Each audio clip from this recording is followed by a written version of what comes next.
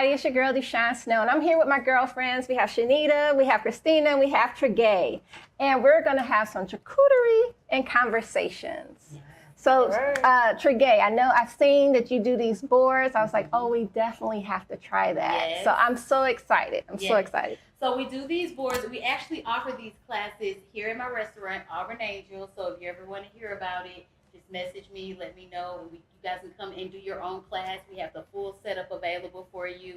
I got some fruit here because I know my friend's a fruitarian right now. Fruitarian. So we're just going to talk about the structure of it all and how to put it together. You know, oftentimes when people do charcuterie, they think that you just throw it on the board. And you know what? Half the time it looks just like that. You just threw it on the board. So placement, right? So I want to talk about that, and then I'll kind of show you guys how to start your placement, and then we can kind of have some conversation while we're building onto our charcuterie. Sounds good? Sounds great. All right. Sounds great. So normally with placement, I like to take like my cups, and you guys can each These take are the boards. cups Okay. and maybe take a jam. Now this is going to create placement, right? This is going to ensure that I don't just throw stuff on the board. I can't just throw it on top, right? Because now I have a place, I have direction.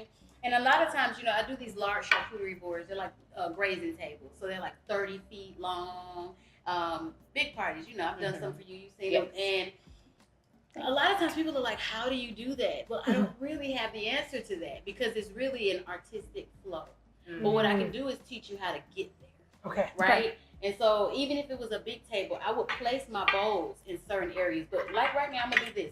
So I'm doing diagonal. You don't have to do diagonal. You can do it in the middle. I want you to make the board your own. I want you to do it how you do it. Okay. Just taking the instruction. Because I see you like. I'm like, I'm trying to figure it out too. okay. So I'm going to kind of offset mine, and I'll put this here because this will kind of help me out on where things should go. So then maybe I'll take a few pieces of cheese. And I mean, we're eating this, so we don't necessarily need gloves, but I'm going to put some on anyway, just in case you don't want to touch the food. So we'll take some cheese, and we'll put a few pieces of cheese here. Now, when you're doing a larger board, you want to think about your guests, right? If you're doing a grazing table, a big charcuterie board, you're having guests coming over, you want to think about your fruitarians. You want to think about Muslims, people who don't want, or people who don't want meat touching their fruit, touching their cheese.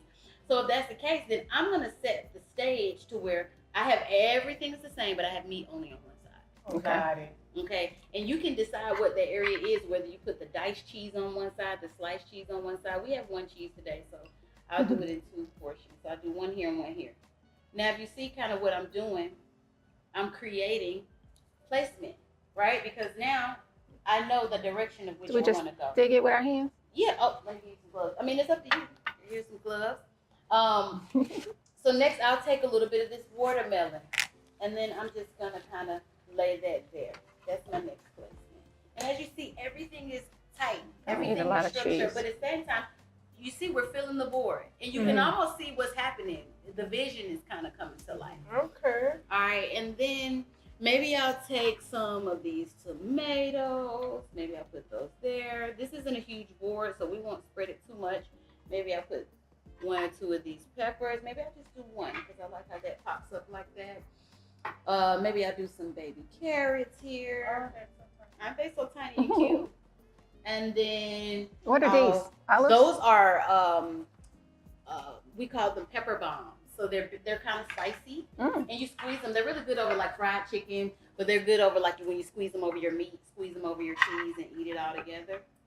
So maybe I'll put like my crostinis in this little cup here. And I wanted to show you something. Let me see one of your cups. Christine, I'm going to borrow your cup. Okay. Do you eat meat? Yeah. I'm going to borrow your cup then. Okay. So we can, and I'll cut up some of this meat during the conversation if you want to do some sliced pieces or do something different. So I'll show you guys. You always see these charcuteries, and then they have what we call the rolls. So you would take a cup or something like this, and I would go in, and I would fold the meat over the cup. Oh. Okay. And then you'll see, I'll kind of separate that. I'm not putting them right on top of each other. I'm kind of overlapping them, pressing it down. And what's keeping it together is what we like to call the meat glue. When you keep this meat is cured meat, it's at room temperature, so the fat from the meat will keep it together. Okay, and then maybe I'll do another piece. What I love about these boards or the smell as well. I It's know, like it's the so mix good. and the pepperoni and Yes. the peppers, everything smells Yes. so nice. And that's the beautiful thing about charcuterie. It's kind of like, you know, it's a little something for everybody, and it's a gathering spot. It's a space for people to kind of get to learn new ingredients and new products and just sit and hang out and talk. And honestly, you guys, what I learned is it's really good for like holiday stuff. Yeah. If you don't want to do dishes, but you want to have a big event, why don't you just take your entire like island in your kitchen, put some butcher's paper over it, and fill it up with beautiful charcuterie. You don't have to wash dishes. It's something for everybody. There's meat, cheese, there's chocolate, there's fruit, there's dips. And then at the end of the night, you just roll that paper up with whatever leftovers and throw it out, or everybody take it to go or whatever. So when you see we have the rolls here, I'm just gonna flip that upside down, kind of give it a little tap. And now we kind of have Oh, that's let me pretty. borrow that. our rolls. Oh, it's coming apart. But either way, that's how you do the rolls. So cool. Okay. You can do like you're doing, sit it upside down and make it easier for you to, pop that top off like that. And then as you see, it's like it's really coming together already. It's Yeah. coming together. So while you guys keep building, there's crackers here. I'll cut up some meat for you guys, and hopefully by the end of this conversation, we'll have a nice big Board. So can we eat while we talk? we or no? can eat while we Okay, talk. yeah. Absolutely. I do know that some realtors, they give this as like a closing gift, like Mhm. the Oh, board's wow. already done up. Yeah. Do you offer that service we where you offer can buy that them? too. Actually, at the end of the charcuterie class, you'll be able to take home your own gift. So Oh, we'll wow. make a charcuterie during class for you to taste, for you to eat with your wine. But we always put like a little small board to the side, Okay. and I personally wrap it for you. We'll even put a little bow on it for you, Nice. and you can have a take-home gift for your friends or your family or That's something nice. like that. That's nice. Mhm. Well, when you were telling me about this, I thought it was a great idea because, I think it's a good idea to get girlfriends together. Yes. I've been going on this health and wellness journey, and I'm in this stage of my season where I'm like getting out of my head, being intentional, and just living my life out loud. Because for so long, you get tired of life passing you by, Yes. waiting for that perfect moment. I know before we even started, I was just listening to you guys, soaking it all in. Yeah. And I've always admired each of you. So I'm so glad that you guys are here with me today. So I thought we could just have some kind of real, messy, authentic, raw conversations, I like that. because that's the only way, right? Yeah. So what would you say is one word to describe the season that you're in right now? And I'll start it off, and I'll say my one word would probably be unfolding, because I'm being intentional about just being in the moment and letting things happen naturally, whether it happens or it don't.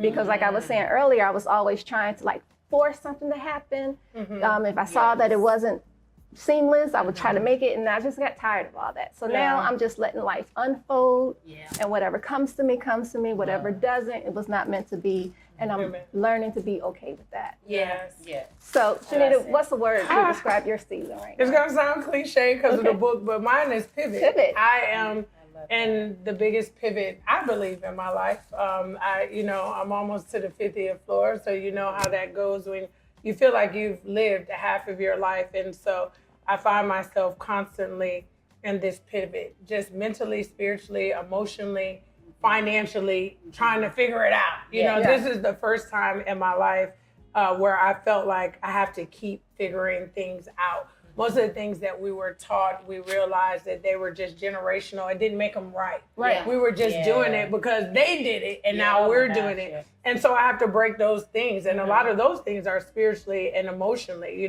Church then is not church now. Absolutely. Religion then is not religion now. Spirituality.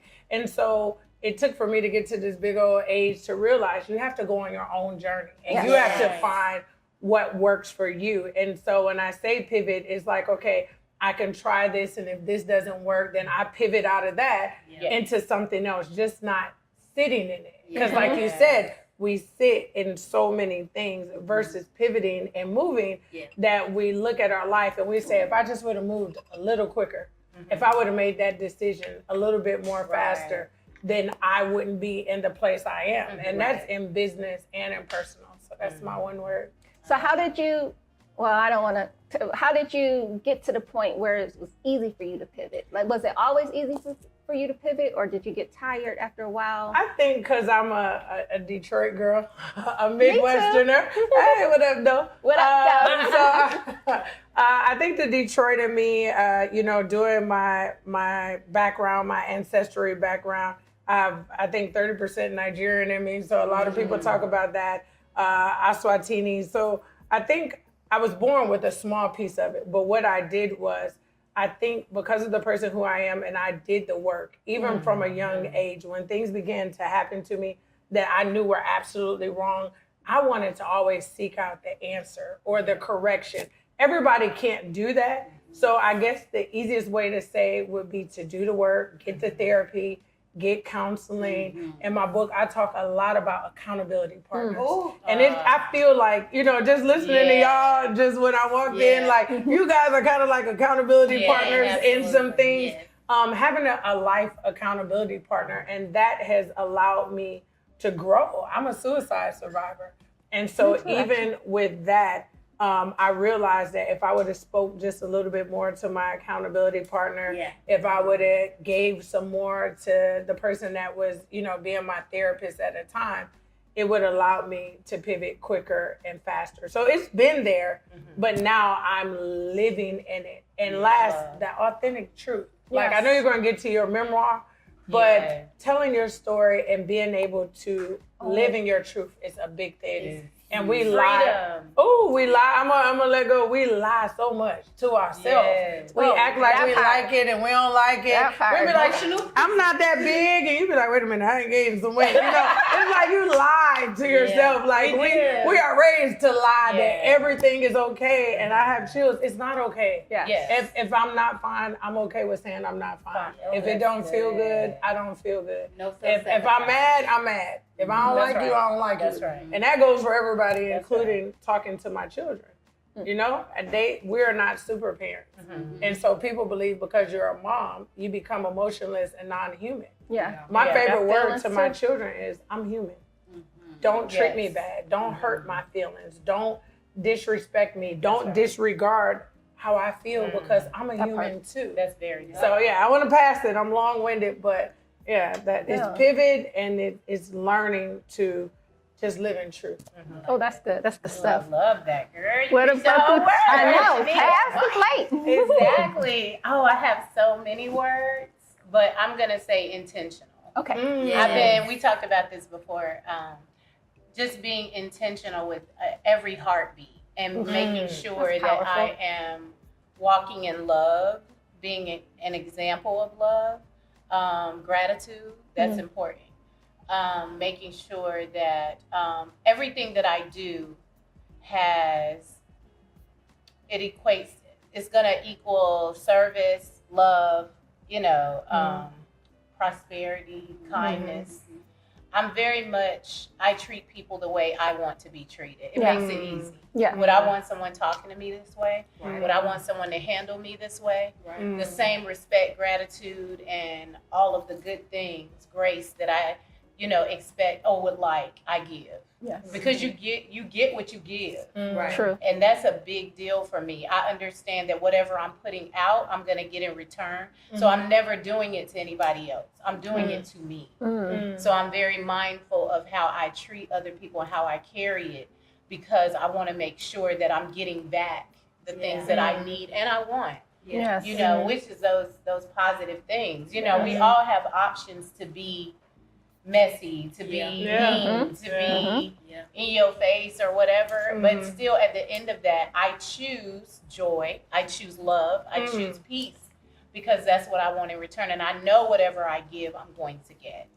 So, and everything is a choice. And that's the title of my book, My Choice to Choose, because I understand from the time I get up in the morning till I go to bed at night, it's all based on choices. I'm a sum total of my choices. So I want to make sure that I'm making the right choices, because I know that it doesn't just affect me.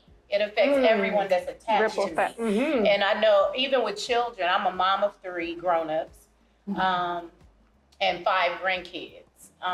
And so I understand, and I try to let them know that everything you do affects family. It affects your future. It affects your day to day. Everything that we think and feel is creating our tomorrow. So what are you doing with these moments? These choices that you're making, are you thinking about the fact that it is going to influence your future? And one bad choice can change, the trajectory of your whole life. That one bad choice could change everything. And I think, that's powerful.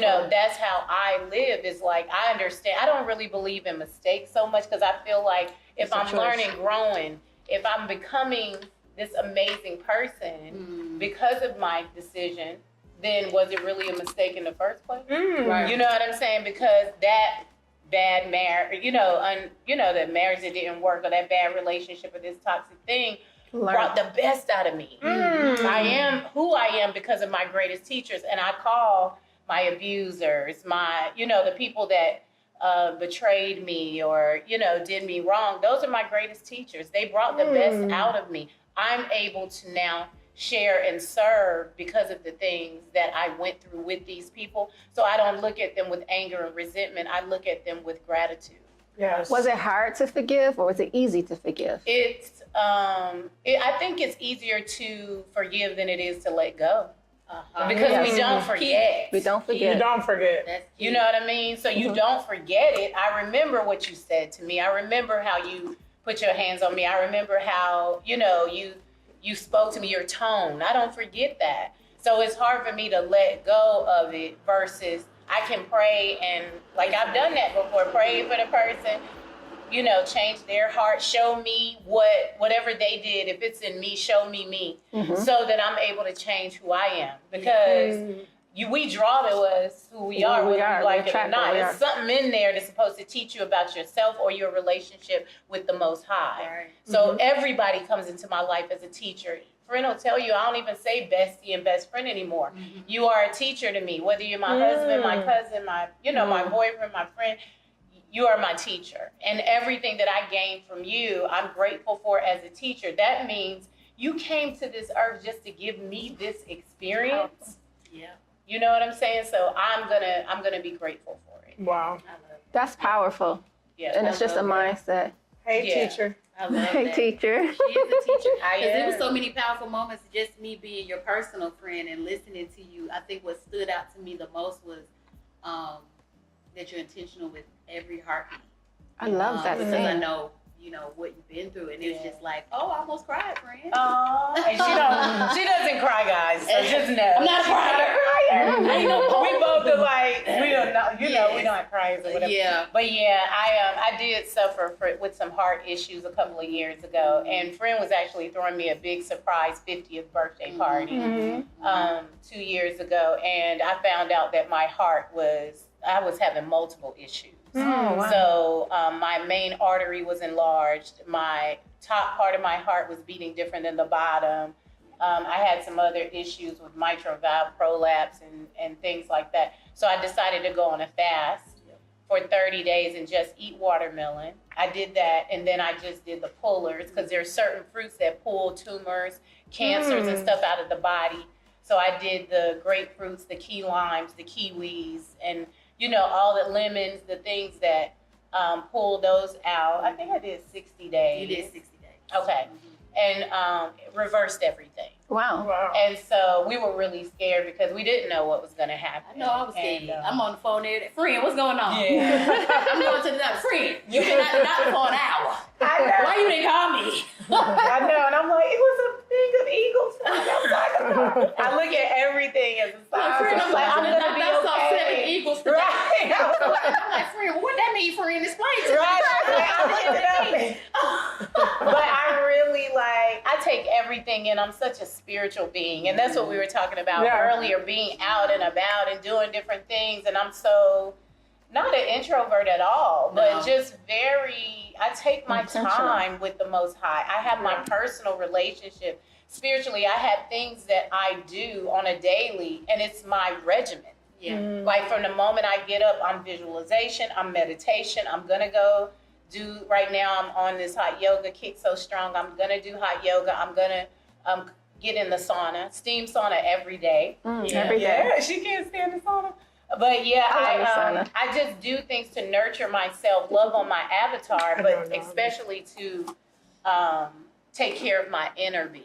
Because I understand we worry so much about the outer, how we look, you know, our makeup, our hair, our this, our that.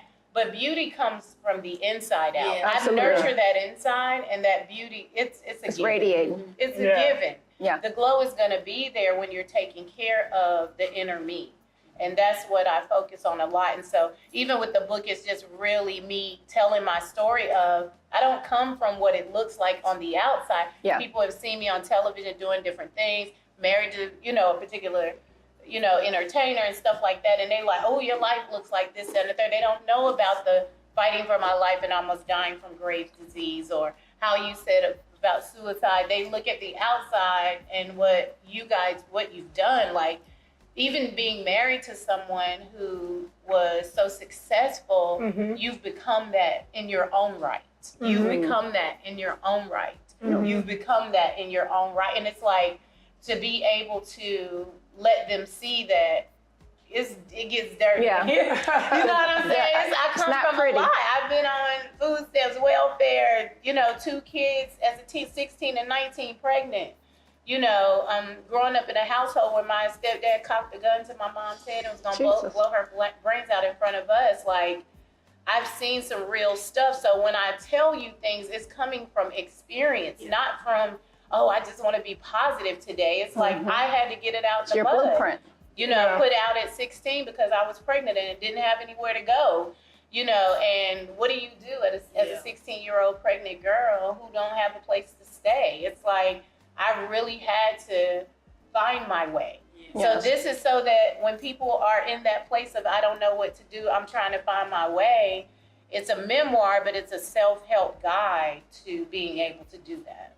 That's wonderful. Yeah. So many good gems, and I'm going to circle Sorry, back I'm to it. long-winded too. No, it's a lot. But Trigay, I wanted to ask you, what one word summarizes your season at the current I've moment? been letting y'all be long-winded because I ain't came up with it yet. I don't know. I would think that mine, if I had to come up with a word, the thing that jumps out to me is creative overflow.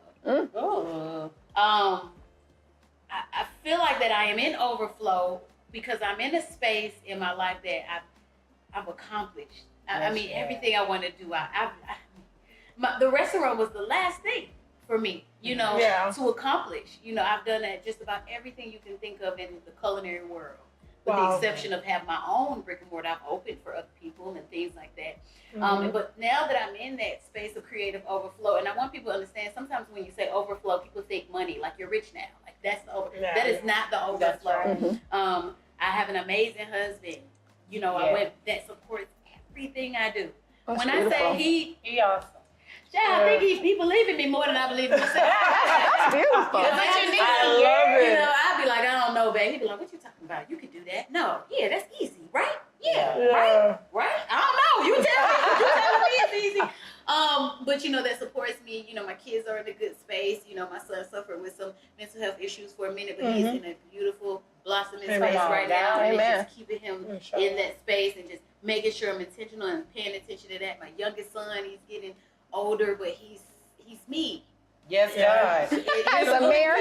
And he's so creative and he wants to grow and just he's starting to find his way in that. You know, with my career, I'm finding that I don't have to call people much anymore. Yeah. So like before it was like, hey, you need some catering? Hey, you need some catering? Hey, you need but I don't have to do that anymore. It just naturally it just starts coming to me. Whether it's, you know, I have a new show coming out June 21st. I waited for that. I didn't know. Okay. Nobody knows. Okay. New show. I only told she's the only one that knows, and my husband, of course. But it's coming out. I can't say the name of it yet because I'm the only one that knows that's the air date. The producers hit me yesterday. It was like, you're the only one that knows. Don't tell anybody. But the point is that that's happening. You know, I'm meeting so many amazing new people. You know, I'm building friends. I mean, even Deshaun and I were building a great friendship. Shanita, we're building a great friendship.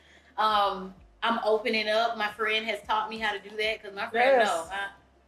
I don't. She didn't deal with women like that when we met. Leave me alone. I was like, you gotta I'm like that change too, it. though. You know that. I'm selective. Yeah. You know, and again, you remember that word that we said, there's so many things that are generational or things that we've been programmed taught with. us, served You know us what I mean? And in so the once moment. you begin to deprogram those things, you remember I said I look for, okay, where's this energy or where's the connection or, Yes. you know, where do we fit together? And those that don't, I just move on. I don't think I have to be friends with every woman in the world, right. but I do give grace and mercy. Yeah. And I try to feel where people are coming from when I'm listening to them. You know, like when somebody's mean, I'm like, you know what? Maybe her kids set her off right before she walked in. And I mean, You know what I even mean? with that, You like, know, yeah. emotionally, I feel like I'm even emotionally in overflow. And what I mean by that is, I'm able to process things differently. I really take time to think about it first. I really think before I speak, or I listen more. Oh, I learned that from my husband. He taught me that so well. Like that's why we friend. I talk a lot. He listens a lot. He's a very good listener. He's an introverted extrovert. He'll talk if he needs to, but for the most part, He's rather very listen. quiet. He rather observe. Then he taught me like say less, listen more. At first I used to think you try to tell me to be quiet, but now I realize like no, because I'm hearing things different. I'm moving different. I find that at this space in my life, I'm able to give grace differently. Yes. Whether it's with my partners or my children or my family, and I just feel like I'm in this space of overflow. Now, however, I love that for you. even thank you. Yes. Even though I'm in that space, Yes. now that I have the space. Now I'm creating the balance within that space. Yes. Because it could get like a roller coaster with the seatbelt off. You know what I mean? Sometimes it's like, hold on, wait a minute, I know I asked for this, but hold on. And so that's where I'm at now, finding the balance in my creative overflow. So do you find, I know that's beautiful. That's goals. Okay. Do you find that, are you asking God for more now because he's shown you what, do you feel like you're not asking God for enough? Like maybe you should ask for more? I'm actually very intentional on what I'm asking him for now, as opposed to, I know not to ask for patience. Because he'll give you a Sit test. me down. And I don't like sitting down. She don't like I can't sit down. If I sit down, the world's ending, everything's going Me wrong. too. Yeah. So I learned from friends who ask for exactly what I you want. want. And not only, I think my biggest hurdle is, I find that, and friend, you can tell me if you feel like, you know, you can, what did they judge me? You can be give me the tally marks.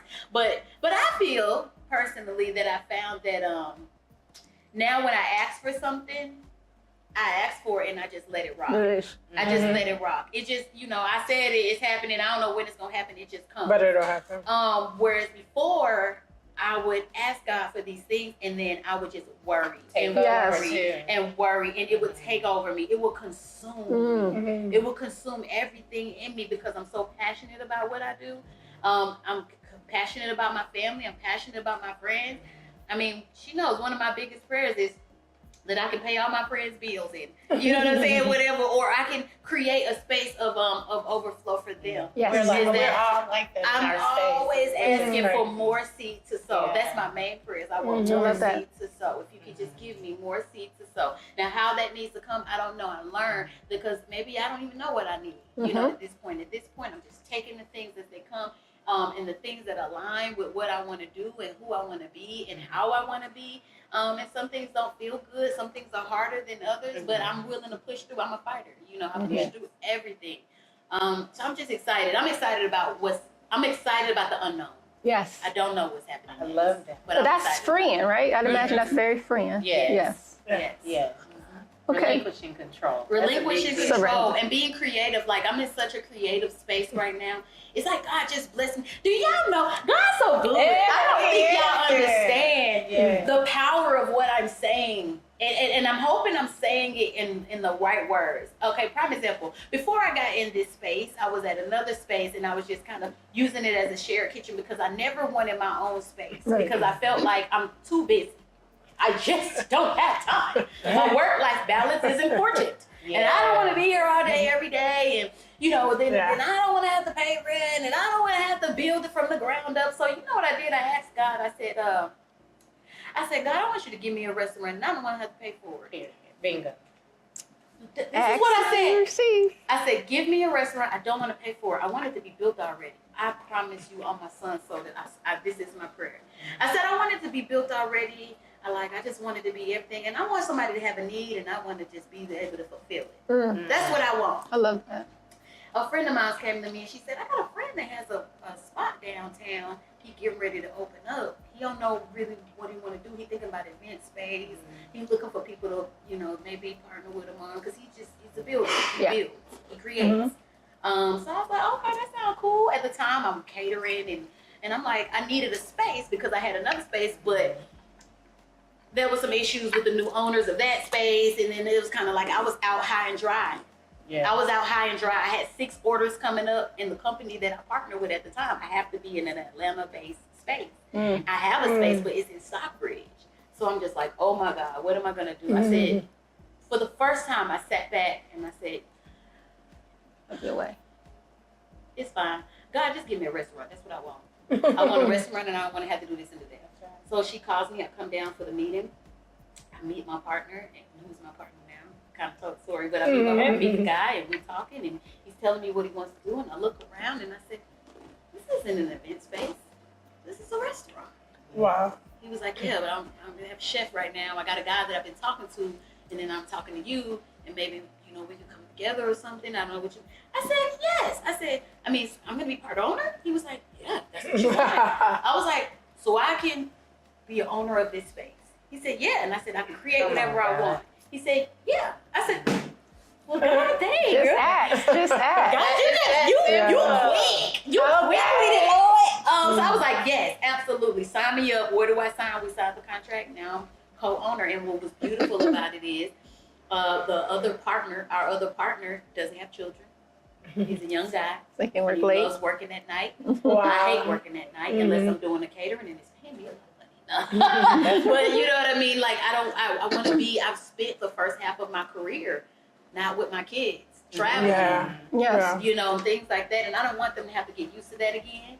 So it just worked. It worked. It just worked. So the key is to just ask God directly for what you want and release the outcome. Know that it will happen, but don't be worried about the time it takes. And don't wonder when. Right. Don't wonder when. Just ask him and just wait for it. I just ask for his divine timing, because that's what he has anyway. That's it. So may it all happen in your divine timing, because we want things when we want them. Yes. We want things to happen for us when we want them to happen the way we want them to happen. Yeah. So you really have to be able to relinquish control and just really trust.